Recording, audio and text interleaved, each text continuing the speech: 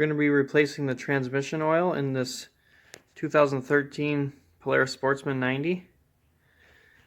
Your fill plug is right here. Here's the engine oil dipstick. To the left of it down here is your transmission fill plug. Loosen that up, set it aside. It has an O-ring, make sure that that's in good condition. You're going to want your oil level to be full to the bottom of those threads.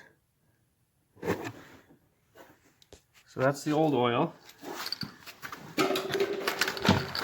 Down below here on the transmission there's a 17mm bolt. Crack that loose.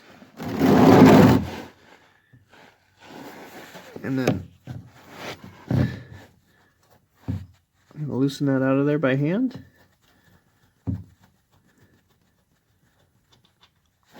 Okay. Just let that drain until it stops draining. And once it stops draining, put your drain bolt back in. Note that the washer stayed on the block. I just left it.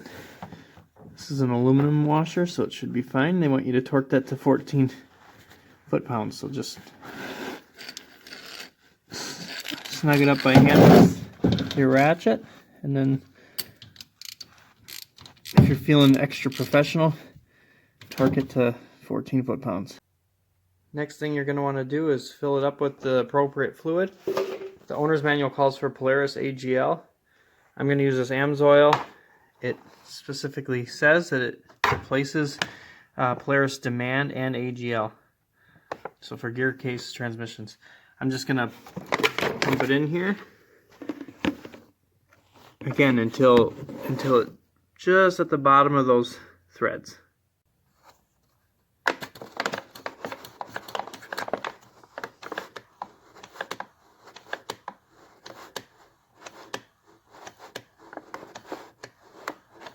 Just keep pumping and periodically pull the hose out and check your level.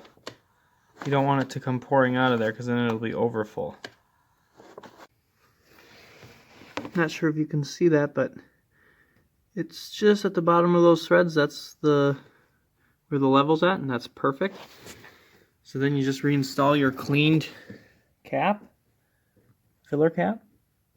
Make sure that the O-ring was still on there.